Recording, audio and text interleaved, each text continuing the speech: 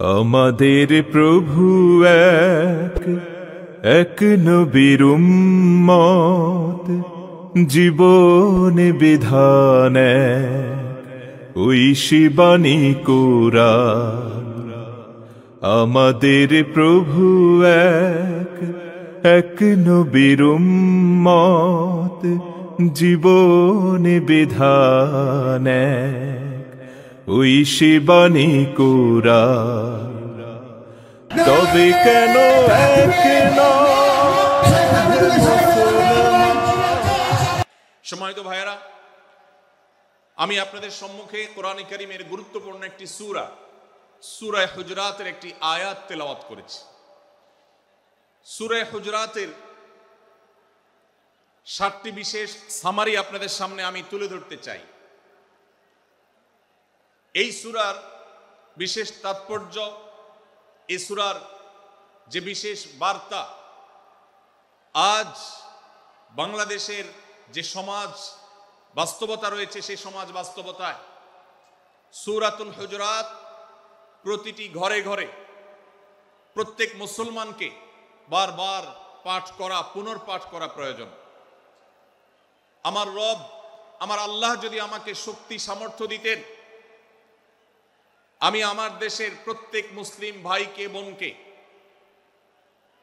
হাত জোড় করে অনুরোধ করে, অনুনয় বিনয় করে সূরাতুল হুজরাতের শুরু থেকে শেষ পর্যন্ত যে 18টি আয়াত রয়েছে, এই 18 আয়াতে ঐতিহাসিক যে 7টি বিশেষ বার্তা রয়েছে, সে বার্তাগুলো গ্রহণ করবার উদ্দেশ্যে বারবার অর্থ সহকারে সূরাতুল হুজরাত বুঝে বুঝে পড়া, এর তাফসীর দেখার, এর সামারিকে বারবার জানার জন্য আমি অনুরোধ করতাম।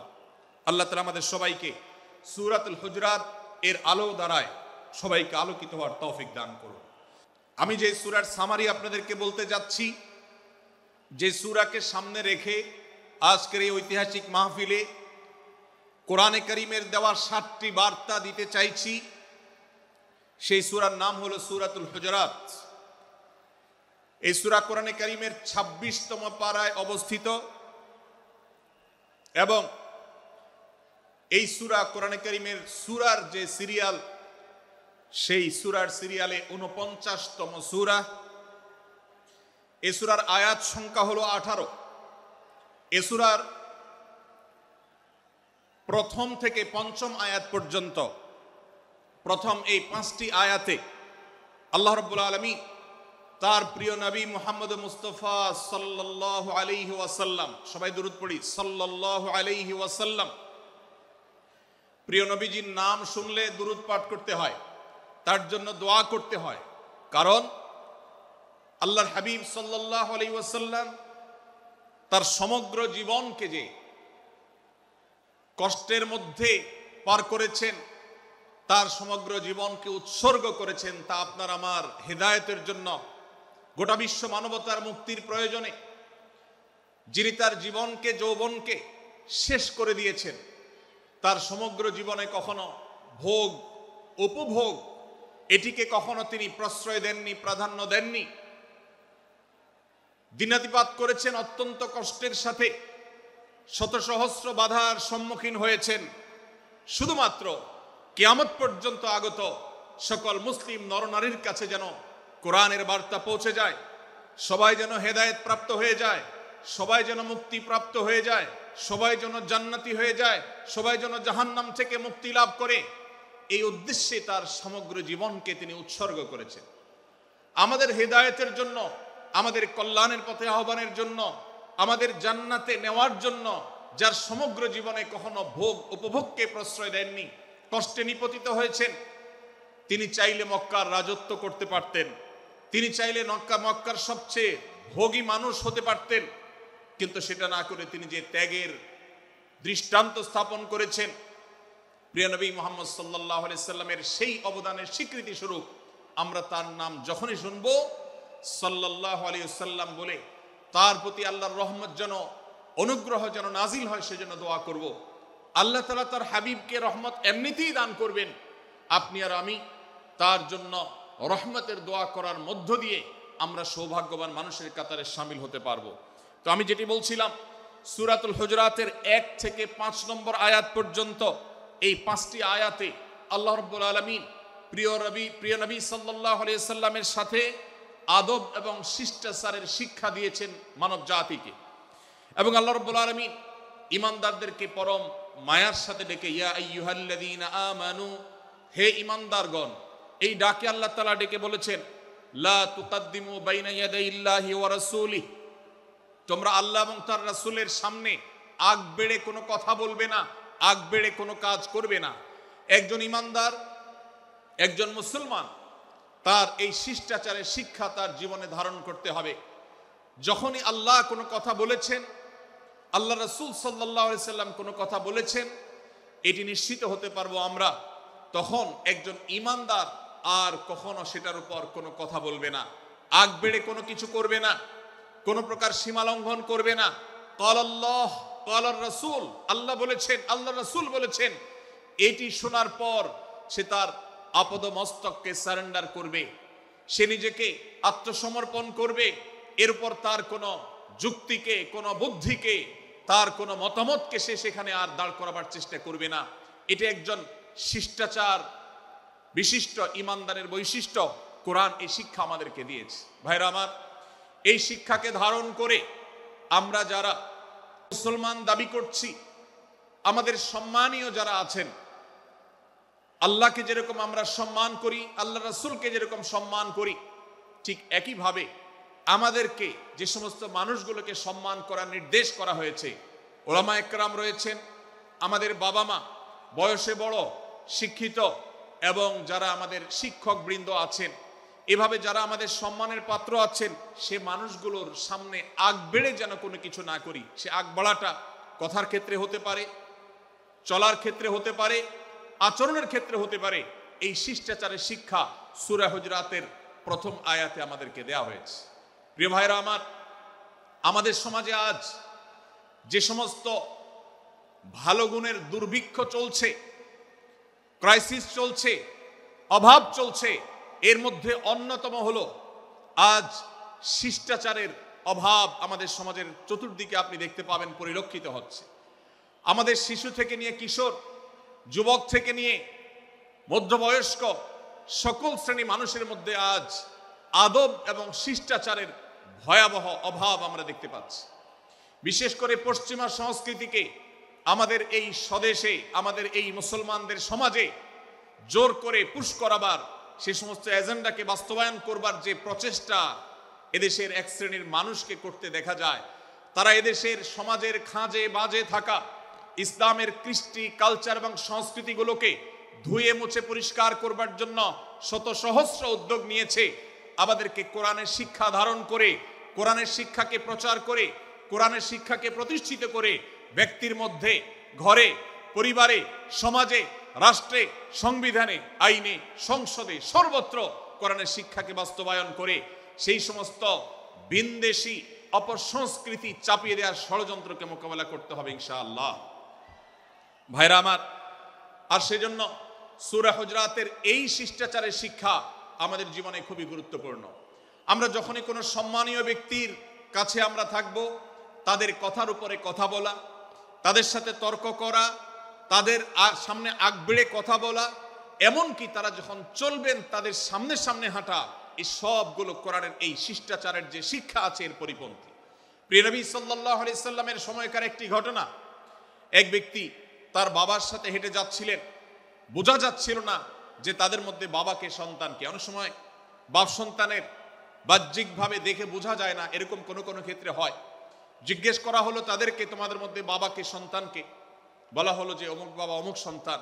তখন নির্দেশনা দেওয়া হলো যে সন্তান তার হাঁটা এবং চলার মধ্য দিয়ে এই বিনয়ের প্রকাশ ঘটাতে হবে, আনুগত্যের প্রকাশ ঘটাতে হবে, সম্মান এবং শ্রদ্ধার প্রদর্শন করতে হবে, যার মধ্য দিয়ে বোঝা যায় যে কে সন্তান আর কে বাবা, এর জন্য জিজ্ঞেস করতে না হয়।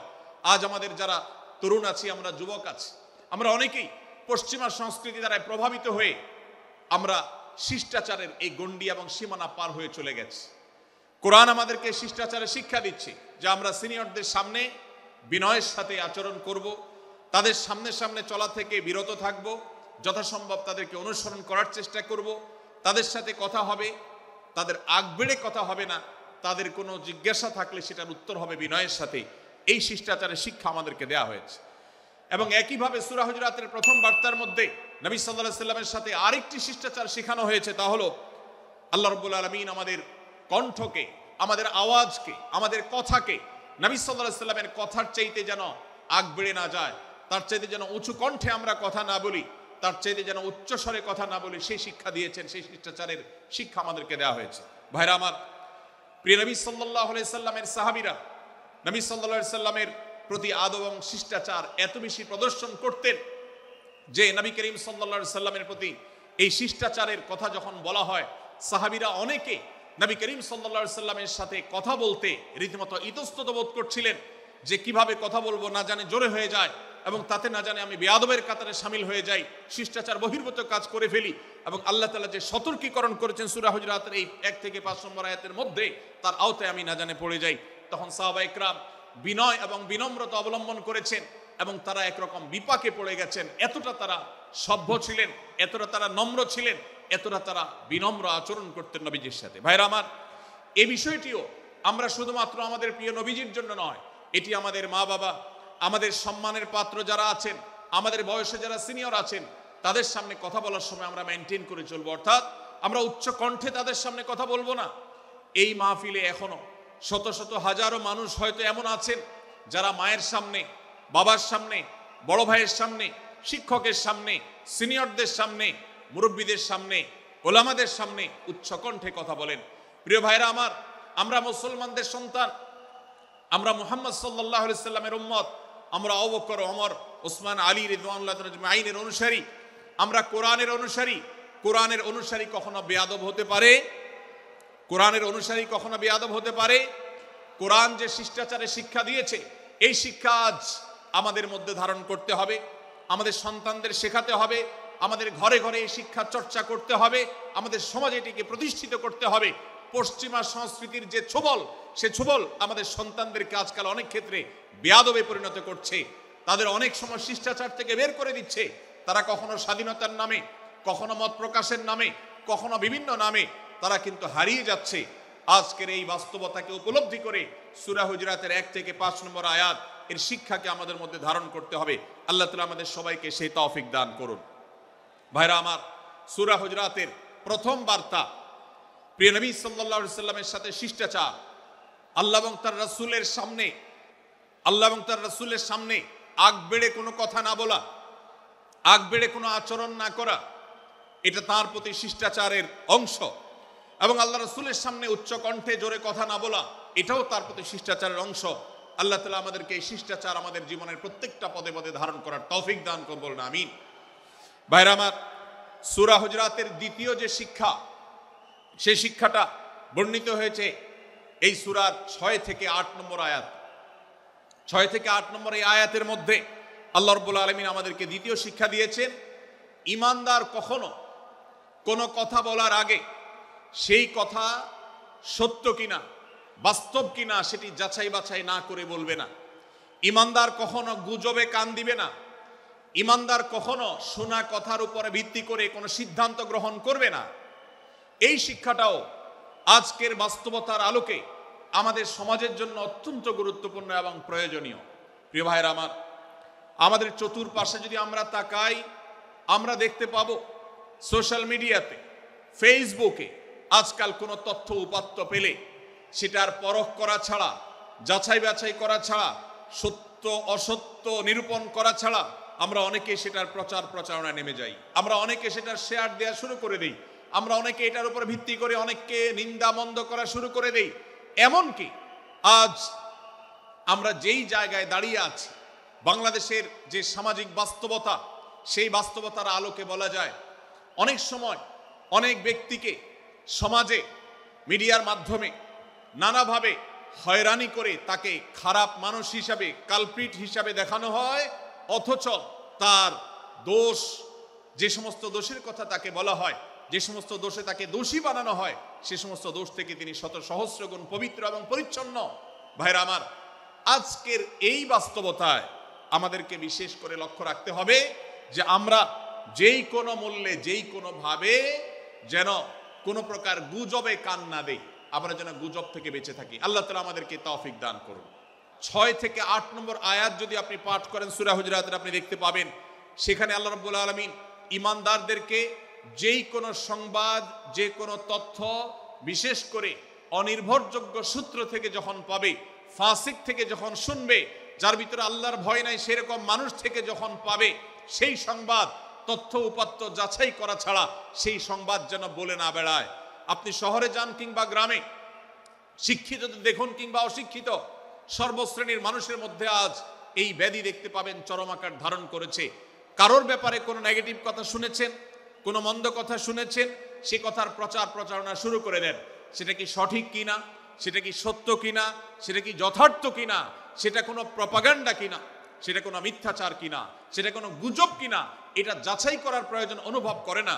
অথচ আমরা সেই মুহাম্মদ সাল্লাল্লাহু আলাইহি সাল্লামের উম্মত, যে মুহাম্মদ সাল্লাল্লাহু আলাইহি সাল্লাম আমাদেরকে সতর্ক করেছেন, কাফা বিল মারই কাযিবান আন ইউহাদ্দিসা বিকুল্লি মা সামিআ, কোন ব্যক্তি যা শুনে সেটাই যদি বলে বেড়ায়, তথ্য উপাত্ত যাচাই না করে, সেটাকে ভালো করে যাচাই বাছাই না করে, সেটাকে অনুসন্ধান না করে, সত্য সত্য নিরূপণ করবার চেষ্টা না করে, তাহলে সে মিথ্যাবাদী হওয়ার জন্য যথেষ্ট। এজন্য আজকের এই মাহফিল থেকে আমরা অঙ্গীকার করে যাব, আজকের এই মাহফিল থেকে আমরা নিয়ত করে যাব, এই মজলিসে বসে এই মুহূর্তে নিজে নিজে সংকল্প করব, আমার জীবনে সোশ্যাল মিডিয়া কিংবা ফেসবুকে, ইউটিউবে অথবা অফলাইনে আমার বাস্তব জীবনে আমি কখনো কোনো মানুষ সম্পর্কে যে কোনো তথ্য উপাত্ত পেয়ে ভুল কোনো ধারণা, মন্দ কোনো ধারণা কারো প্রতি পোষণ করব না।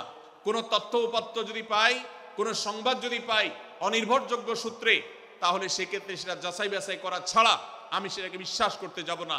এটাই হলো আমাদের ঈমানের দাবি। ভাইরা আমার, একজন ঈমানদার এতটা সরল হবে না যে যা শুনবে সে সেটাকে বিশ্বাস করে বসবে। একজন ঈমানদার এতটা বাস্তবতা থেকে দূরে থাকবে না যে তিনি তার পাওয়া কোনো সংবাদকে অনুসন্ধান করবে না। আল্লাহ তাআলা আমাদের সবাইকে সূরা হুজুরাতের এই দ্বিতীয় শিক্ষাটাকে আমাদের জীবনে ভালো করে ধারণ করার তৌফিক দান করুন। আল্লাহ বলেছেন, ইয়া আইয়ুহাল্লাযীনা আমানু, হে ঈমানদারেরা, ইন জাআকুম ফাসিকুম বিনাবাইন ফাতাবায়ানু, তোমাদের কাছে কোনো ফাসিক, যার মধ্যে আল্লাহর ভয় নেই, এরকম কোন মানুষ যদি কোন সংবাদ উপস্থাপন করে, এমনকি গণমাধ্যমেও যদি কোনো সংবাদ প্রচারিত হয়, সংবাদদাতার মধ্যে যদি আল্লাহর ভয় না থাকে, সে যদি টাকার বিনিময়ে কারোর চরিত্র হনন করতে পারে, সে যদি অ্যাডভার্টাইজ পেয়ে কোনো কোম্পানির হয়ে দালালি করতে গিয়ে অন্য কারোর বিরুদ্ধে কোনো মিথ্যাচার করে, সে যদি বিদেশিদের এজেন্ডা বাস্তবায়ন করতে গিয়ে আলেম সমাজের চরিত্রকে কলঙ্কিত করে, কোনো ভালো মানুষকে দোষী হিসাবে সাব্যস্ত করে, তো আল্লাহ তাআলা আমাদেরকে সতর্ক করেছেন, ফাতাবায়ানু, সেই সংবাদ সত্য কিনা আমাদেরকে যাচাই করতে হবে। আন তুসিবু কওমান বিজাহালাহ ফাতুসবিহু আলা মা ফাআলতুম নাদিমিন, যদি আমরা যাচাই বাছাই না করে যা শুনি সেটাকে বিশ্বাস করতে থাকি, তাহলে আমরা এক সময় লজ্জিত হতে হবে, অনুতপ্ত হতে হবে আমাদের এই ভুল অবস্থানের কারণে। এজন্য ভাইরা, আজকের এই মাহফিল থেকে আমরা প্রতিশ্রুতি নিজের সঙ্গে নিজে দিয়ে যাব যে আমরা কখনো কোনো তথ্য উপাত্ত পেলে, কোনো সংবাদ পেলে, সেটাকে বিশেষ করে কারোর চরিত্র সম্পর্কিত যদি হয়, কারোর সম্পর্কে নেগেটিভ যদি হয়, তাহলে সেটাকে বিশ্বাস করবার আগে ভালো করে অনুসন্ধান করব। যতক্ষণ আমি নিশ্চিত না হব ততক্ষণ পর্যন্ত সেটার প্রচার করব না। আল্লাহ তাআলা আমাদের সবাইকে কোরআনের এই শিক্ষাটাও আমাদের জীবনে ধারণ করবার তৌফিক দান করুন। ভাইরা আমার, তৃতীয় যে শিক্ষা সূরা হুজুরাতের, সেটি হলো আল্লাহ রাব্বুল আলামিন সূরা হুজুরাতের 9 এবং 10 নম্বর আয়াতে ঈমানদারদের মধ্যে যদি কখনো মতভিন্নতা, মতপার্থক্য, যে এটা যদি মারামারিতে পরিণত হয়, ঈমানদারদের মধ্যে যদি কখনো দুই পক্ষ গন্ডগোল এবং ফাসাদের মধ্যে লিপ্ত হয়ে যাওয়ার মতো দৃশ্যের অবতারণা হয়, তাহলে আমরা যেন আমাদের মুসলমান ভাইদের ঘর পোড়ার মধ্যে আলু পোড়া দিতে না যাই। আমরা যেন আমাদের মুসলমান ভাইদের মধ্যকার বিভেদকে আরো বৃদ্ধি করতে সহায়তা না করি। আমরা যেন মীমাংসার পথ অবলম্বন করি। আমরা যেন তাদের মধ্যকার সম্পর্কের যে অবনতি হয়েছে সেটাকে দূর করবার চেষ্টা করি। আল্লাহ রাব্বুল আলামিন এই নির্দেশ দিতে গিয়ে বলেছেন, ওয়া ইন তাইফাতান মিনাল মুমিনিনা ইকতাতালু, যদি ঈমানদারদের দুটি দল, দুটি গ্রুপ নিজেদের মধ্যে মারামারিতে লিপ্ত হয়ে যায়, ফাসলিহু বাইনাহুমা, তাহলে তোমরা সেই বিবাদমান দুটি দলকে মীমাংসা করবার চেষ্টা করবে।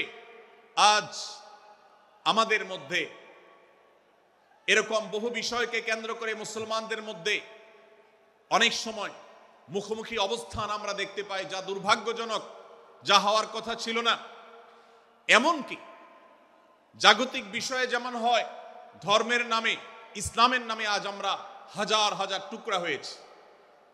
আজ গোটা বিশ্বে আমাদের মুসলমানদের যে অবস্থান দুর্বল হয়েছে, এর অন্যতম প্রধান কারণ হলো আমাদের অনৈক্য। আমরা যদি আজ আহলে কিবলা, আহলে সুন্নাহ ওয়াল জামাআতের অনুসারীরা নানান মত এবং পথের অনুসারী হওয়া সত্ত্বেও, নানান থট এবং পন্থার অনুসারী হওয়া সত্ত্বেও, আমরা যদি মৌলিক বিষয়গুলোর উপর সবাই ঐক্যবদ্ধ থাকতাম, আমরা যদি আল্লাহ তাআলার দেওয়া ইত্তিহাদ মাল ইখতিলাফ, বৈচিত্র্যময় ঐক্য, বিভিন্ন বিষয়ে মতভিন্ন থাকা সত্ত্বেও মৌলিক বিষয়ে ঐক্যমতে আমরা যদি থাকতে পারতাম, আমাদের মধ্যে যদি মুসলিম ভ্রাতৃত্ববোধ থাকতো, আমাদের মধ্যে যদি বলয় ভিত্তিক যে দেয়াল আর প্রাচীরগুলো আছে সেগুলো যদি না থাকতো, তাহলে আজ বাংলাদেশের বাস্তবতা হলো, বাংলাদেশে আল্লাহর কোরআন, আল্লাহ রাসূল সাল্লাল্লাহু আলাইহি ওয়াসাল্লামের হাদিসের আলোকে বাংলাদেশ আজ অটোমেটিক পরিচালিত হতো, ঠিক কিনা বলেন? আমরা যদি আজ ঐক্যবদ্ধ থাকতাম, তাহলে এদেশের হাতে গোনা যাবে এরকম স্বল্প সংখ্যক নাস্তিকেরা, ইসলাম এবং মুসলমানদের শত্রুরা, তারা আমাদেরকে নিয়ে তারা আজ যে খেলা খেলছে, আমাদেরকে যে তারা শাসন করছে, আমাদেরকে যে তারা তাদের অধীনস্থ করে রাখছে, আমাদের উপরে যে আজ ভিনদেশি কালচার চাপিয়ে দিচ্ছে, আমাদের উপরে তারা যে আজ কর্তৃত্ব করছে, আমাদেরকে আজ টুকরা টুকরা করছে, এই দুঃসাহস তারা কোনোদিন দেখাতে পারতো না যদি আমরা ঐক্যবদ্ধ থাকতাম। ভাইরা আমার, এই জন্য আমরা সব বিষয়ে সবাই একমত হব না। আজকের এই মাহফিলে যত মানুষ এসেছেন সবাই সব বিষয়ে একমত নন।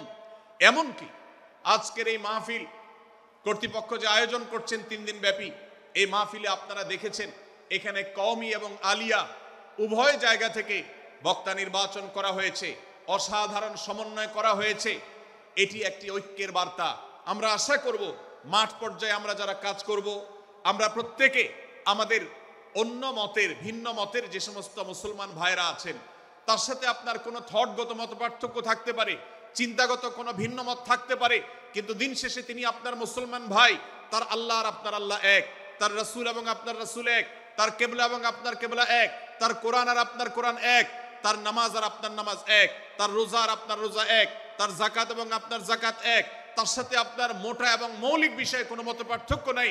অতএব ছোটখাটো বিষয়কে কেন্দ্র করে আপনি যদি তাকে আপনার প্রতিপক্ষ মনে করেন, আপনি যদি তাকে আপনার শত্রু মনে করেন, এটা হবে আপনার ইসলামের জন্য, আপনার জন্য, এদেশের মুসলমানদের জন্য সবচেয়ে বড় ভুল।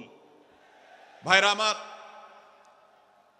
হারদুই হযরত আশরাফ আলী থানভী রহমতুল্লাহ আলাইহির সর্বশেষ খলিফা আবরাল হক সাহেব রহমতুল্লাহ আলাইহি বলতেন, दीन के हर काम करने वालों को रफीक समझो, फरीक ना समझो।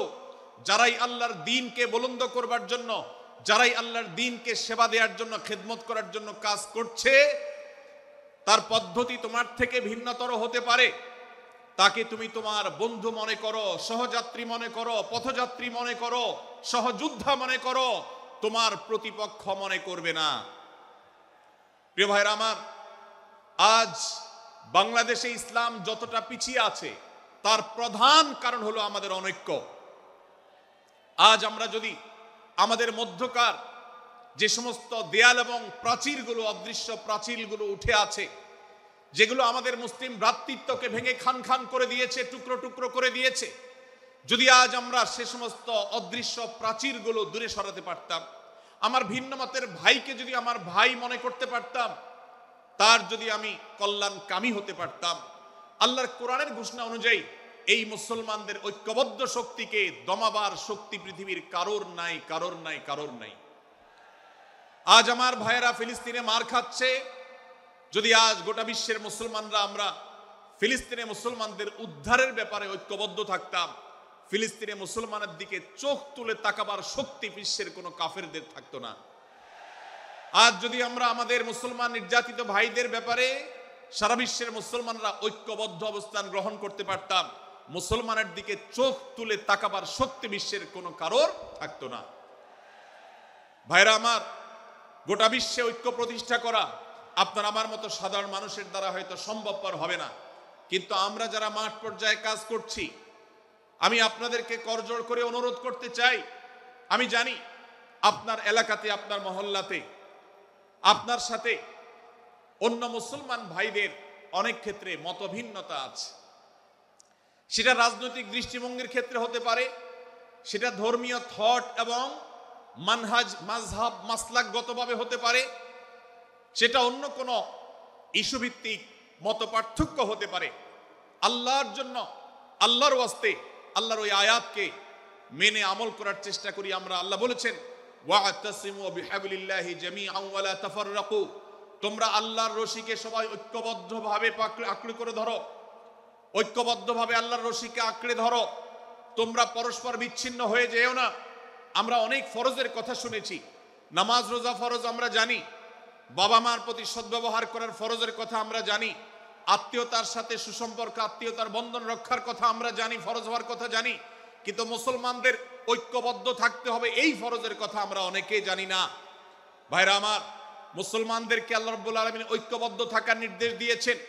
এই ঐক্যটা এর মানে এই নয় যে সবাই এক মতের হয়ে যাবে সব বিষয়ে। বিভিন্ন বিষয়ে আমাদের মধ্যে মত পার্থক্য থাকবে, তারপরে আমরা একে অন্যের সহযোদ্ধা হব, সহযাত্রী হব, আমরা একে অন্যের কল্যাণকামী হব, একে অন্যের ভালো চাইব। আমার ভিন্ন মতের মুসলমানের কোনো ক্ষতিতে আমি খুশি হব না, তার ক্ষতিতে আমি কষ্ট পাবো, তার সাফল্যকে আমি এনজয় করব, আনন্দিত হব। এটা যদি করতে না পারি তো আমি কখনো খালেস এবং সাচ্চা মুসলমান হতে পারলাম না। আল্লাহ তাআলা আমাদের অন্তরগুলোকে উদার করে দিন, ব্রড করে দিন, প্রশস্ত করে দিন, বড় করে দিন, উম্মার ঐক্যের প্রয়াসী হওয়ার তৌফিক দান করুন বলুন আমিন। ভাইরা আমার, আমরা মহল্লায় মহল্লায়, এলাকায় এলাকায়, মসজিদে মসজিদে, আমাদের নিজস্ব বলয়ে, নিজস্ব অঙ্গনে আমরা চেষ্টা করব ভিন্ন ভিন্ন মতের মুসলিম ভাইকেও আমার ভাই হিসাবে আঁকড়ে ধরার, আপন করার। ডক্টর খন্দকার আব্দুল্লাহ জাহাঙ্গীর রাহমাহুল্লাহ এই অঞ্চলের সন্তান। তিনি বলতেন, বেদাতে লিপ্ত কোনো মুসলমান, তার ব্যাপারেও আমি মনে করি আমার ভাই ভুলের মধ্যে আছেন, তার ব্যাপারে আমার মায়া মমতা কাজ করে, আমি তার কল্যাণকামী, তাকে আমার ভাই মনে করি। ঠিক একইভাবে আমার কোনো মুসলমান ভাইয়ের সাথে যদি আমার ভিন্ন মতের কারণে আমার মনে হয় যে তিনি ভুল পথে আছেন, তারপর তাকে আমি শত্রু ভাববো না, তার অকল্যাণ আমি চাইবো না। আজ বাংলাদেশের বাস্তবতায় যদি আমরা তাকাই, দেখতে পারবো ইসলাম এবং মুসলমানদের যত শত্রু আছে, আমরা দেখেছি গত কয়েক যুগ ধরে তাদের নিজেদের মধ্যে হাজারো বিভক্তি, হাজারো মত পার্থক্য থাকা সত্ত্বেও মুসলমানদের শত্রুতা করার ব্যাপারে তারা সবাই ঐক্যবদ্ধ। অথচ আমরা মুসলমানরা, আমাদের আল্লাহ, আমাদের রাসূল, আমাদের কোরআন, আমাদের কিবলা, আমাদের সবকিছু এক হওয়া সত্ত্বেও ছোটখাটো বিষয়কে নিয়ে আমরা আমাদের মধ্যকার বিভেদের প্রাচীরগুলোকে দাঁড় করিয়ে রেখেছি, যার কারণে আমরা গোটা বিশ্বে যেমন মার খাচ্ছি, আমাদের এই প্রিয় মাতৃভূমিতেও আমরা সংখ্যায় সবচেয়ে বেশি হয়েও আমরা কালচারালি মাইনরিটি হয়ে আছি, সংস্কৃতিতে আমরা সংখ্যালঘু হয়ে আছি। সব ক্ষেত্রে আমাদেরকে ইগনোর করা হয়। 4 লক্ষ মসজিদের এদেশে 4 লক্ষ ইমাম আছেন, 4 লক্ষ মুয়াজ্জিন আছেন। এই মসজিদগুলো এদেশে, এর নেটওয়ার্ক যতটা শক্তিশালী, এদেশের সকল রাজনৈতিক দলগুলোর নেটওয়ার্ককে যদি একত্র করা হয়, মসজিদগুলোর মতো এতটা শক্তিশালী নেটওয়ার্ক এদেশের সমাজে নাই। কিন্তু ওলামা একরামকে ইগনোর করা হয়, মুসলমানদের ইগনোর করা হয়। এদেশের আইনে কোরআন এবং সুন্নাহ এদেশের মুসলমানদের ধ্যান ধারণাকে কখনো বিবেচনায় আনা হয় না। এই যে মুসলমানদের আজ দুরবস্থা, এর অন্যতম প্রধান কারণ হলো আমাদের হাজার হাজার ভাগে বিভক্তি। এই বিভক্তির দেয়ালগুলোকে তুলতে হবে কি হবে না? যদি হয় তাহলে আপনি নিজে থেকে শুরু করে দিন। আপনি যেই মতই লালন করেন না কেন, আপনার ভিন্ন মতের মুসলমানকে আপনি ভাই মনে করবেন, তার সাথে বুক মিলাতে আপনার কষ্ট হবে না, তার সাথে বসতে আপনার অসুবিধা হবে না। ভিন্ন মতের আলেম, এক মতের আলেম আরেক মতের আলেমের সাথে বসতে অসুবিধা হবে না। এক মতের অনুসারী আরেক মতের অনুসারীকে ভাই বলতে অসুবিধা হবে না। আমরা সোশ্যাল মিডিয়াতে নিজেদের মধ্যে কামড়াকামড়ি করব না, নিজেদের মধ্যে আমরা ঝগড়া বিবাদ করব না। এবং যদি কেউ বিবাদে লিপ্ত হয়, সূরা হুজরাতের 9 এবং 10 নম্বর আয়াতের শিক্ষা বলছে, মুসলমানদের মধ্যে দুটি দল যদি মারামারিতে লিপ্ত হয়, তুমি সেখানে গিয়ে খোঁচাখুচি করে মারামারি বানানোর তো প্রশ্নই ওঠে না। বরং আল্লাহ বলছেন যে ফাসলিহু বাইনাহুমা, তাদের উভয়ের মধ্যে মীমাংসা করবার জন্য তুমি উদ্যোক্তা হও, তুমি উদ্যোগী হও। ভাইরা আমার, আমরা অনেকেই হয়তো জেনে থাকবো মিথ্যা এটা আল্লাহর জমিনের সবচেয়ে বড় জঘন্য অপরাধগুলোর মধ্যে থেকে একটি। একজন মুসলমান কোন অবস্থাতে মিথ্যা বলতে পারে না, কিন্তু কোন মুসলমান যদি অন্য মুসলমানের সাথে কখনো বিবাদ বিতণ্ডায় লিপ্ত হয়ে যায়, দুজন মুসলমান বা দুটি বলয়, দুটি পক্ষ, দুটি গোষ্ঠী মুসলমানদের, তাদের মধ্যে যদি কোনো বিষয় যদি ভুল বুঝাবুঝি তৈরি হয়, ভিন্ন মত সৃষ্টি হয়, একে অন্যের সাথে শত্রু ভাবাপন্ন হয়ে যায়, তাহলে তাদের দুইজনের মধ্যে বা দুই পক্ষের মধ্যে মীমাংসা করবার জন্য কেউ যদি মিথ্যা কথাও বলে, অর্থাৎ আপনি এক পক্ষের কাছে গিয়ে বললেন, ভাই আপনি যাকে এত খারাপ মনে করছেন, যার ব্যাপারে আপনি এতটা রাগান্বিত হয়ে আছেন, আমি তো জানি তিনি আপনার ব্যাপারে অনেক সফট চিন্তা রাখেন, আপনার ব্যাপারে অনেক ইতিবাচক ভাবনা রাখেন, আপনার ব্যাপারে অনেক সুধারণা পোষণ করেন। আপনি যদি একজন মুসলমানের কাছে গিয়ে, এক পক্ষের কাছে গিয়ে যদি এই কথাটা বলেন, বাস্তবে তিনি যদি এটা নাও বলেন, তারপরেও আপনি যদি এই মিথ্যা কথা বলেন, এই মিথ্যা এটা শুধু জায়েজ নয়, বরং এই মিথ্যাটা এর মাধ্যমে আপনি যে তাদের পরস্পরের সম্পর্ককে ভালো করার চেষ্টা করেছেন, এর মাধ্যমে আপনি আল্লাহর কাছে নেকি এবং সওয়াব পাবেন ইনশাআল্লাহ। ভাইরা আমার, তাহলে দুজন মুসলমান, দুটি পক্ষ, দুটি দল, দুটি বলয়, দুটি গোষ্ঠী যদি কখনো ভিন্ন মত তাদের মধ্যে তৈরি হয়, সেটা যদি মারামারিতে গিয়ে পৌঁছায়, সেটা যদি বিবাদ বিতণ্ডা পর্যন্ত গিয়ে পৌঁছায়, আমাদের কাজ হবে মধ্যে থেকে সেটাকে মীমাংসার মাধ্যমে দূরত্বকে কমানো। আমরা কখনো দূরত্ব বাড়াবো না, পারলে দূরত্ব কমাবো। ডক্টর খন্দকার আব্দুল্লাহ জাহাঙ্গীর রহমতুল্লাহ একটা কথা বলতেন, মুসলমানদের বাড়িতে যে আগুন লেগেছে, বিভেদের আগুন, মতবিরোধের আগুন, মত পার্থক্য, এটা মতবিরোধে যে পৌঁছে গেছে, এ আগুন আমার নাই, এত পাওয়ার নাই যে বহুদা বিভক্ত মুসলমানদেরকে আমি ঐক্যবদ্ধ করে ফেলবো, এত শক্তি আমার হাতে নেই। কিন্তু একটা শক্তি আমার কাছে আছে ভাই, সেটা হলো যে বিবাদমান মুসলমানদের মধ্যে বিবাদ যেন আর না বাড়ে, বিবাদের যে আগুন লেগেছে সে আগুনে যেন আর ঘি ঢালা না হয়, কেরোসিন ঢালা না হয়, সেজন্য আমি ভূমিকা রাখতে পারি। আমি আপনাদেরকে বিনয়ের সাথে অনুরোধ করতে চাই, যত বিষয় নিয়ে আমাদের মুসলমানদের পরস্পরের মত পার্থক্য আছে, হতে পারে সেটা মাসআলা নিয়ে, হতে পারে সেটা রাজনৈতিক অবস্থানকে কেন্দ্র করে, হতে পারে অন্য কোনো বিষয়কে কেন্দ্র করে, আল্লাহর ওয়াস্তে আপনি বিভেদ মিটাতে পারেন আর না পারেন, বিভেদ যেন না বাড়ে সেজন্য আপনি অবস্থান গ্রহণ করবেন, বিভেদ বাড়ার ক্ষেত্রে কোনো ভূমিকা পালন করবেন না, এবং সব সময় উম্মার ঐক্য প্রয়াস চাইবেন, প্রয়াস চালাবেন, উম্মার ঐক্য চেষ্টা করবেন। আল্লাহর কাছে আপনি যে দোয়াগুলো করেন, এর মধ্যে একটা দোয়া যেন এটাও থাকে, হে আল্লাহ, আমরা বহুদা বিভক্ত হয়ে গেছি, আমরা টুকরা টুকরা হয়ে গেছি, যার কারণে তোমার ভাষ্য অনুযায়ী ফাতাফশালু ওয়া তাযহাবা রিহুকুম, আজ আমাদের শক্তি শেষ হয়ে গেছে, আমরা দুর্বল হয়ে গেছি।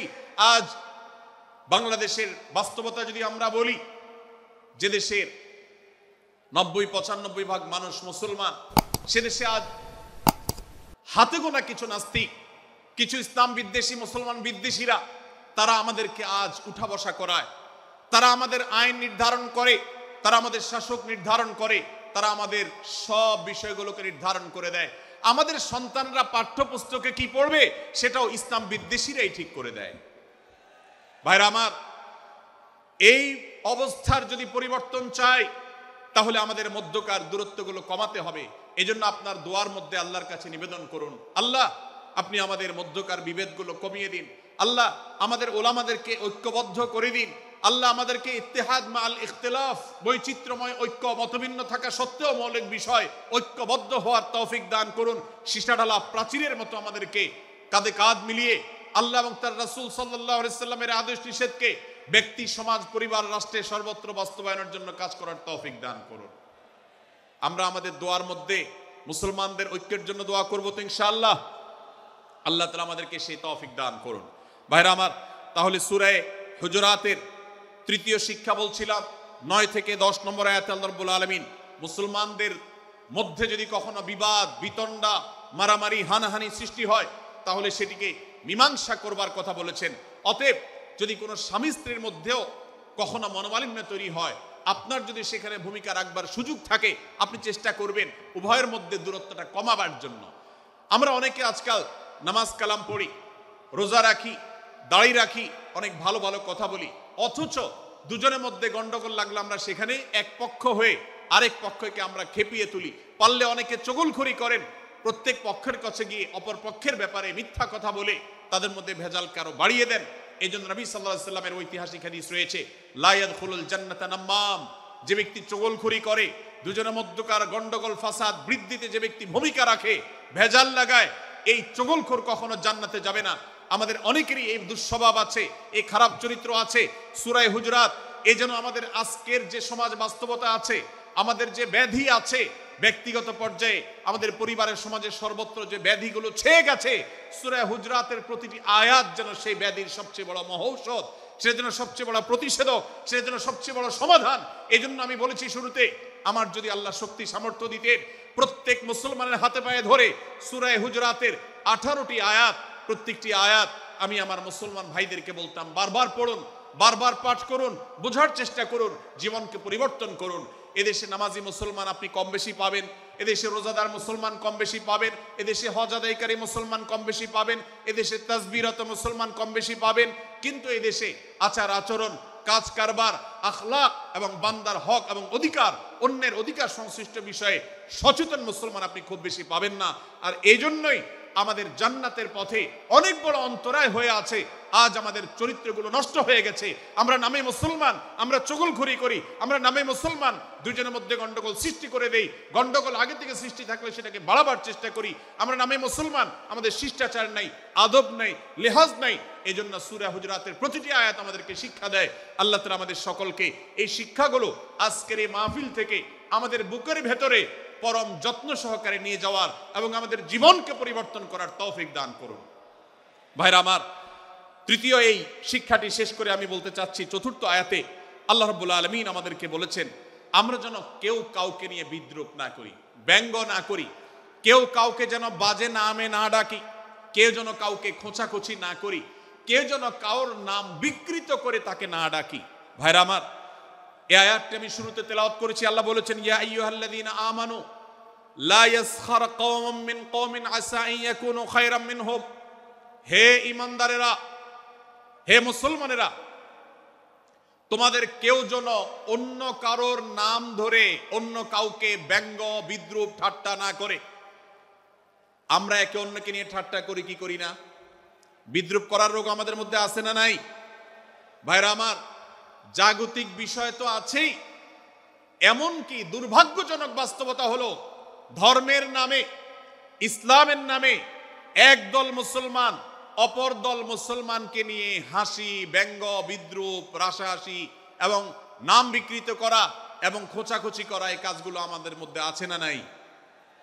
আমরা যারা ইসলামের খেদমত মনে করে আমার ভিন্ন মতের, ভিন্ন দলের মুসলমানকে খোঁচাখুচি করি, আমরা যারা আল্লাহর খেদমত মনে করে, ইসলামের সেবা মনে করে, দাওয়াতের কাজ মনে করে, ইসলাম প্রচার মনে করে ভিন্ন মতের অন্য দলের মুসলমানকে নিয়ে ব্যঙ্গ বিদ্রূপ আর হাসাহাসি করি, তাদেরকে সোশ্যাল মিডিয়াতে, অনলাইনে, অফলাইনে তুচ্ছ তাচ্ছিল্য করি, আল্লাহর শপথ করে বলছি, এটা ইসলামের সেবা নয়, এটা হলো প্রবৃত্তির পূজা, এটা হলো আপনার নফসের পূজা, এটা হলো আপনার প্রবৃত্তির গোলামি করা, এটা আল্লাহর গোলামি নয়, এটা ইসলামের খেদমত নয়, এটা ইসলামের 12টা বাজানো।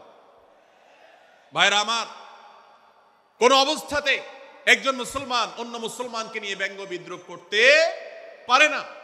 আমার মুসলমান ভাই যদি কোনো ভুল কথা বলে, ভুল কাজ করে, আমি যথাযথ নিয়মে তাকে সংশোধনের চেষ্টা করব, সমালোচনা করার দরকার হলে সেটাও করব, কিন্তু হাসাহাসি নয়, বিদ্রূপ নয়, ব্যঙ্গ করা নয়। আজ আমাদের তরুণদের মধ্যে এটা একটা আর্টে পরিণত হয়েছে। আপনারা রোস্টিং ভিডিওর কথা কম বেশি সবাই জেনে থাকবেন। রোস্টিং ভিডিওর কথা আপনারা জানেন কি জানেন না? ভাইরা আমার, রোস্টিং ভিডিও নামটা দেখেন, অর্থাৎ কাউকে রোস্ট করা। আমরা মুরগি রোস্ট করার কথা জানি, এখন মানুষ রোস্ট করার সিস্টেম শুরু হয়েছে। একজন মানুষের কোনো ভুল কিছু পেয়েছেন, অবশ্যই আপনি সমালোচনা করবেন। আপনি একজন মুসলমান হিসেবে জানতে হবে কারোর ভুলের সমালোচনার মূলনীতি আছে। মূলনীতি আছে না নেই?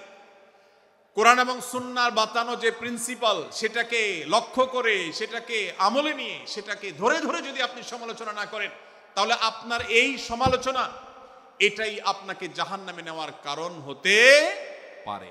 ভাইরা আমার, আপনি কাউকে রোস্ট করার নামে, কাউকে সমালোচনা করার নামে, হতে পারে কেউ ভুল করেছেন, কিন্তু সেটা করতে গিয়ে যদি তার অধিকার নষ্ট করেন, আপনি সীমা ছাড়িয়ে চলে যান, আপনি যদি ব্যঙ্গ বিদ্রুপ করে হারামের পর্যায়ে চলে যান, তাহলে সূরা হুজরাতের আয়াতের আলোকে আপনি কবিরা গুনাহে লিপ্ত হলেন।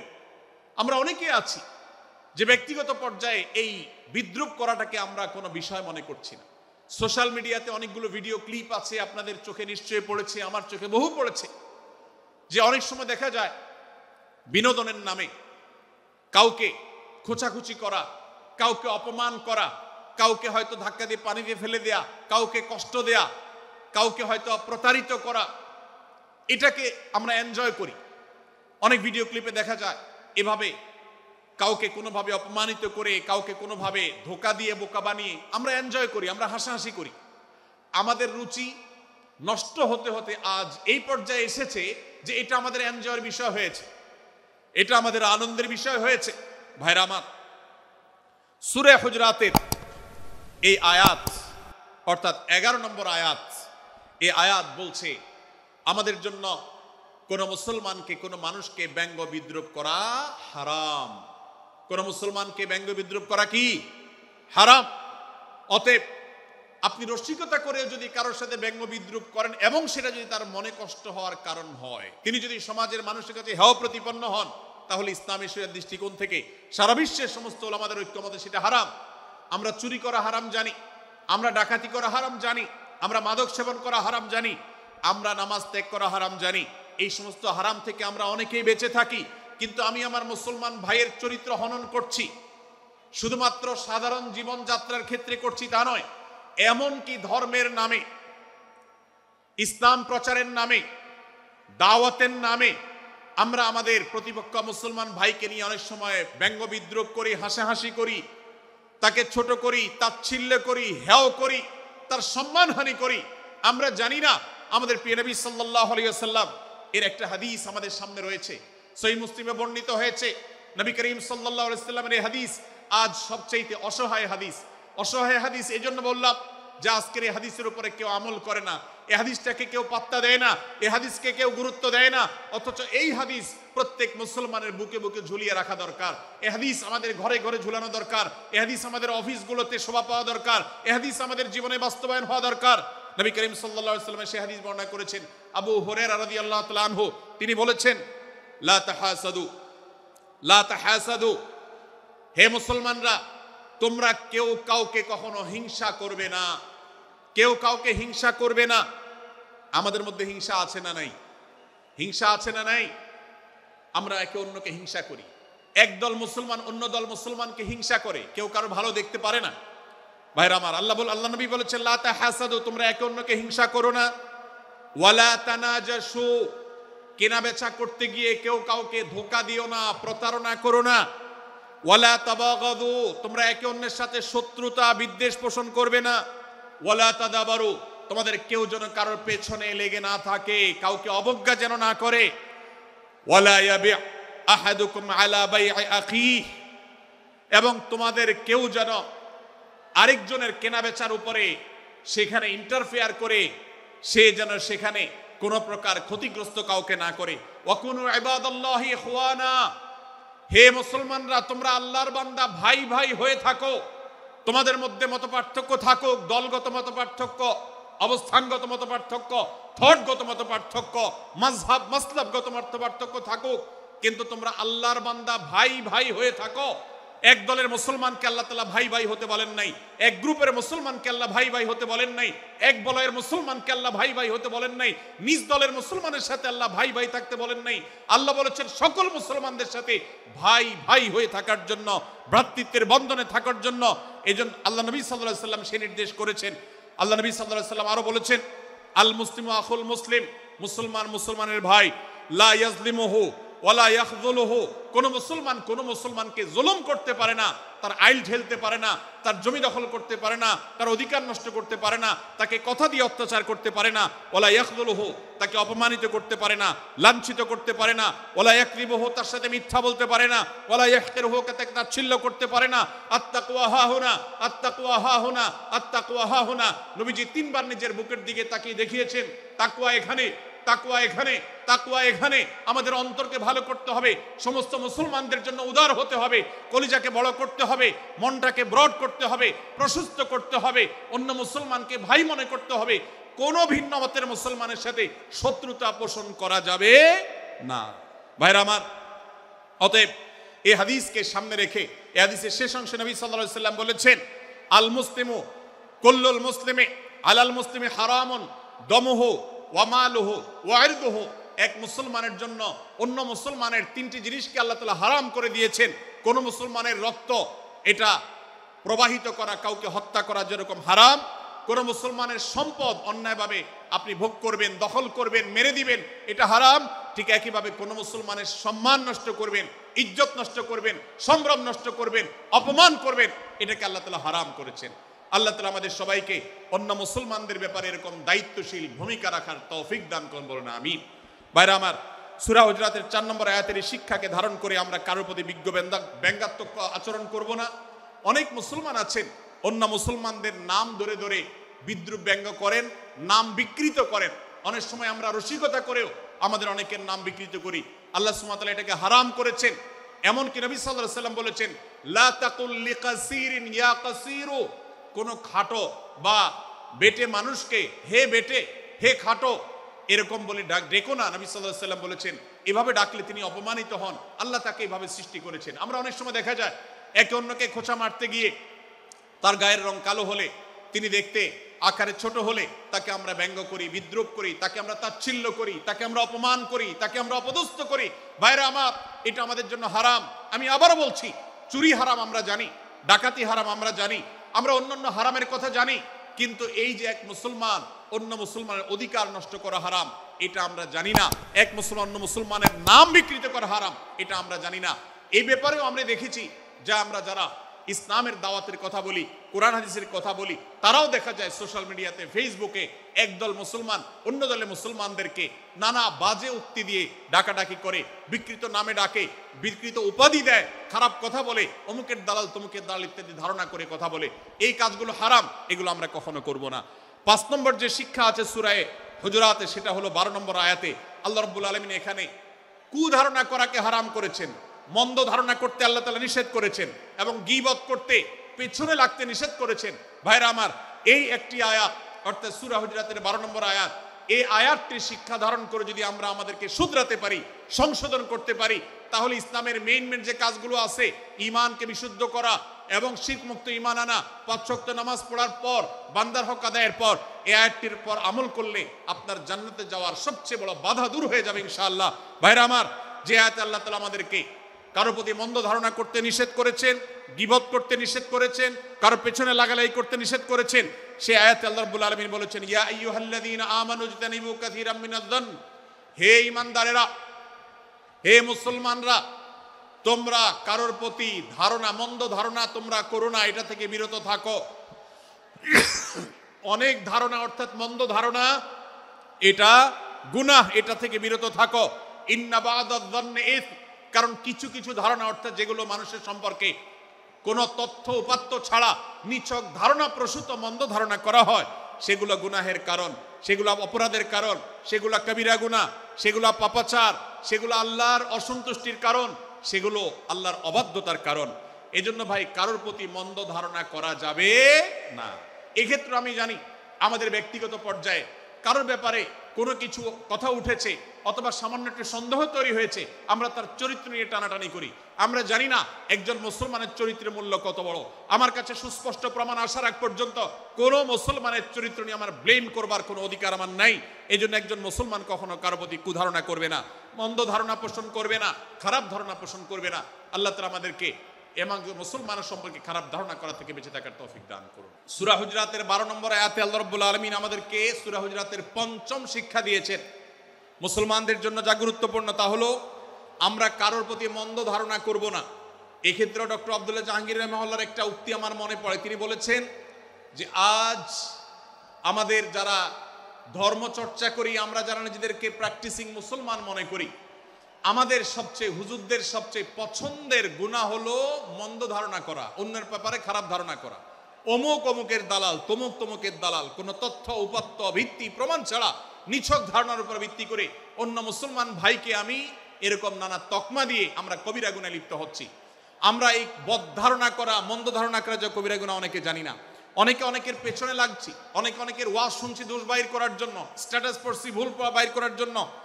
এই যে মানুষের পেছনে লাগা, এটা আল্লাহ তাআলা নিষেধ করেছেন, ওয়ালা তাজাসসু, তোমরা কেউ কারোর ছিদ্র অন্বেষণ করার, দোষ আবিষ্কার করার চেষ্টা করবে না, এবং ওয়ালা ইয়াগতাব বা'দুকুম বা'দা, কেউ কারোর গীবত শিকায়াত করবে না। এই আয়াতে আমাদেরকে কেউ কারোর পেছনে পরনিন্দা করতে নিষেধ করেছেন। ইসলাম বলে আমরা মানুষের সামনে মানুষের ভুলের কথাগুলো বলবো বিনয়ের সাথে, যাতে তিনি সংশোধিত হন, আর তার পেছনে প্রশংসা করব। আমরা করি উল্টা, আমরা মানুষের সামনে এসে মানুষের প্রশংসা করি আর তার পেছনে গিয়ে তার দুর্নাম করি। ইসলামকে যদি আমরা মানতাম, সমাজটা সুন্দর হয়ে যেত। আমরা যদি সামনে কারোর দোষ বলতাম তাহলে তিনি সংশোধিত হতেন, আর পেছনে যদি গুণ বলতাম তাহলে তিনি ভালো সেখান থেকে শিক্ষা গ্রহণ করতেন। সূরা হুজরাতের 6 নম্বর শিক্ষা 13 নম্বর আয়াতে আল্লাহ তাআলা বলেছেন যে আমাদের সবার গোড়া কোত্থেকে এসেছে, আমাদের গর্বের কোনো বাহ্যিক কারণ নাই তাকওয়া ছাড়া। আল্লাহ বলেছেন, ইয়া আইয়ুহান নাস ইন্না খালাকনাকুম মিন যাকারিন ওয়া উনসা, হে মানুষ সকল, তোমাদেরকে আমি মানুষ, নারী এবং পুরুষ, আদম এবং হাওয়া থেকে সৃষ্টি করেছি। ওয়াজআলনাকুম শুউবান ওয়া ক্বাবাইলা লিতাআরাফু, বিভিন্ন গোত্রে তোমাদেরকে আমি বিভক্ত করেছি পরিচয়ের জানার জন্য, সুবিধা শুধুমাত্র। আর আল্লাহ বলেছেন শেষে, ইন্নাল্লাহা আলিমুন খাবীর, তোমরা কি করো আল্লাহ জানে। অতএব আমাদের কারোর উপর কারো কোনো শ্রেষ্ঠত্ব নেই তাকওয়া ছাড়া। আল্লাহ বলেছেন, ইন্না আকরামাকুম ইনদাল্লাহি আত্তাকুম, আমাদের মধ্যে সবচেয়ে মর্যাদাবান হবে তিনি যার মধ্যে তাকওয়া সবচেয়ে বেশি হবে। আমাদের কোনো বংশগত গৌরব, কোনো অঞ্চলগত গৌরব, অন্য কোনো গৌরব আমাদের থাকবে না, শুধু তাকওয়ার গৌরব আমাদের থাকতে পারে। সেটাও গর্ব, নিষিদ্ধ গর্ব বা অহংকারের মতো নয়, বরং সেটা আমাদের বিনয়ের জায়গা। সর্বশেষ 7 নম্বর যে শিক্ষা সূরা হুজরাতের রয়েছে, সেটা 14 থেকে 18 নম্বর আয়াতে আল্লাহ তাআলা ঈমান এবং ইসলামের চিহ্ন উল্লেখ করেছেন। যে 6টা শিক্ষা উল্লেখ করা হয়েছে, এর আলোকে মুসলমানকে, মুনাফিককে সেটা নিরূপণ হবে। এজন্য আল্লাহ তাআলা শেষে এটি উল্লেখ করেছেন। এই 7টি শিক্ষাকে ধারণ করে আমরা আমাদেরকে ভালো মুসলমান হিসেবে গড়ে তোলার চেষ্টা করব, আমাদের জীবনকে সাজাবার চেষ্টা করব। আল্লাহ তাআলা আমাদের সবাইকে তৌফিক দান করুন। আমি আবারও এক নজরে বলে শেষ করছি, সূরা হুজরাত কোরআনে কারীমের 26তম পারার একটি সূরা, 49 নম্বর সূরা, কোরআনের 18টি আয়াতের আছে। প্রথম থেকে 5 নম্বর আয়াত পর্যন্ত আল্লাহ রাসূলের সাথে আদব লেহাজ বজায় রাখা, শিষ্টাচার মেনটেন করা, এবং সম্মানীয় ব্যক্তিদের সাথেও এখান থেকে আমরা শিক্ষা নিয়ে আদব লেহাজ বজায় রাখা, তাদের সামনে আগ বেড়ে কথা না বলা, আগ বেড়ে কাজ না করা, উচ্চকণ্ঠে কথা না বলাই শিক্ষা আল্লাহ দিয়েছেন। দ্বিতীয়ত, আমাদেরকে কোনো সংবাদ, বিশেষ করে অনির্ভরযোগ্য তথ্যের সংবাদ শুনে আমাদেরকে কারোর ব্যাপারে ধারণা করার আগে আল্লাহ তাআলা আমাদেরকে যাচাই করার শিক্ষা দিয়েছেন। আমরা যেন গুজবে, আমরা যেন ধারণা প্রসূত কোনো তথ্যে আমরা যেন কান না দেই, সেই শিক্ষা আল্লাহ আমাদেরকে দিয়েছেন। এটি 6 থেকে 8 নম্বর আয়াতে, 9 থেকে 10 নম্বর আয়াতে আল্লাহ তাআলা মুসলমানদের 2 গ্রুপের মধ্যে গন্ডগোল দেখা দিলে মীমাংসা করতে বলেছেন, এবং 4 নম্বর শিক্ষা 11 নম্বর আয়াতে বিদ্রুপ করতে নিষেধ করেছেন আল্লাহ তাআলা, কারণ নাম ধরে ব্যঙ্গ করাকে হারাম করা হয়েছে। এবং 5 নম্বর শিক্ষা 12 নম্বর আয়াতে আল্লাহ তাআলা দিয়েছেন, কারোর প্রতি মন্দ ধারণা করা যাবে না, কারোর পেছনে লাগা যাবে না, এবং কারোর মন্দ নামে কাউকে ডাকা যাবে না, কারোর সমালোচনা তার পেছনে করা যাবে না, এগুলোকে হারাম করা হয়েছে। 6 নম্বর শিক্ষা 13 নম্বর আয়াতে আল্লাহ বলেছেন, আমাদের সবার মধ্যে কারোর কোনো শ্রেষ্ঠত্ব নাই তাকওয়া ছাড়া। যার তাকওয়া যত বেশি, আল্লাহ ভীতি যত বেশি, তিনি আল্লাহর কাছে তত শ্রেষ্ঠ এবং সেরা। 7 নম্বর সর্বশেষ শিক্ষা হলো 14 থেকে 18 নম্বর আয়াতে আল্লাহ রাব্বুল আলামিন ঈমানদারদের আলামত, মুনাফিকদের আলামত উল্লেখ করেছেন। সেখান থেকে শিক্ষা নিয়ে আমরা আমাদের ঈমানকে পরখ করার চেষ্টা করব, আমাদের আমলকে পরখ করার চেষ্টা করব। আল্লাহ তাআলা আমাদেরকে সূরা হুজরাতের আলোকে আমাদের জীবনকে গঠন করার তৌফিক দান করুন, বলুন আমিন। আল্লাহ তাআলা আমাদের সবাইকে আজকের এই তাফসীর কোরআন মাহফিল থেকে সূরা হুজরাতের এই 7টি শিক্ষাকে ধারণ করে ভালো মুসলমান, যে মুসলমান সম্পর্কে নবীজি বলেছেন আল মুসলিমু আখুল মুসলিম, মুসলমান মুসলমানের ভাই। যে হাদিসে নবীজি বলেছেন যে আল মুসলিমু মান সালিমাল মুসলিমুনা মিন লিসানি ওয়া ইয়াদি, মুসলমান সে যার হাত আর মুখ দ্বারা অন্য কোনো মুসলমান কষ্ট পায় না, নিরাপদে থাকে। আমরা আমাদের সমাজকে শান্তিপূর্ণ, সুশৃঙ্খল রাখতে হলে আমাদেরকে মুসলমান হতে হবে, ভালো মানুষ হতে হবে। আমাদের হাত মুখ দ্বারা কেউ কষ্ট পাবে না, কারোর হক নষ্ট করব না, কারোর অধিকার নষ্ট করব না, কারোর কষ্টের কারণ হবে না, কাউকে আঘাত করব না, কাউকে গালি দিব না, কারোর কোনো প্রকার অধিকার খর্ব করব না, জুলুম করব না। আল্লাহ তাআলা আমাদের সবাইকে কোরআন এবং হাদিস যে মুসলিমের চিত্র অঙ্কন করেছে, কোরআন এবং হাদিসে মুসলিমের যে রূপরেখা বর্ণনা করেছে, কোরআন এবং হাদিসে যে আদর্শ মুসলমানের চিত্র উপস্থাপন করেছে। আল্লাহ আমাকে, আপনাকে, আমাদের সবাইকে সেই মুসলমান হওয়ার তৌফিক দান করুন, বলুন আমিন। ভাইরা আমার, আমরা মুসলমানরা যদি কোরআন হাদিসের আলোকের সে আদর্শ মুসলমান হতে পারি, বিশ্বের মানচিত্র পরিবর্তন হতে সময় লাগবে না, বাংলাদেশের পরিস্থিতি পরিবর্তন হতে সময় লাগবে না। তবে সবকিছুর আগে আমাদেরকে বদলাতে হবে, আমাদেরকে মুসলমান হতে হবে, কোরআন এবং হাদিসের বাস্তব অনুসারী হতে হবে। প্রকৃত কোরআন হাদিসের অনুসারী হতে পারলেই ইনশাআল্লাহ ইসলামের জয় হবে, কোরআন হাদিসের বিজয় হবে, মুসলমানদের বিজয় হবে, মুসলমানদের দুর্দিনের পরিবর্তন আসবে। আমরা বিশ্ববাসীকে দেখাতে পারবো আমরা সবচেয়ে আদর্শবাদী, আমরা বিশ্বের মানবতার সবচেয়ে বড় আমরা অনুসারী এবং মানবতাকে সবচেয়ে বেশি প্রতিষ্ঠাকারী। আল্লাহ তাআলা আমাদের সবাইকে, বিশ্ব মানবতাকে, আমাদের ইসলামের সৌন্দর্যকে আমাদের ব্যক্তি জীবনে চর্চা করার মধ্য দিয়ে, পরিবার এবং সমাজে চর্চা করার মধ্য দিয়ে ইসলামের সৌন্দর্যকে আল্লাহ তাআলা তুলে ধরার তৌফিক দান করুন।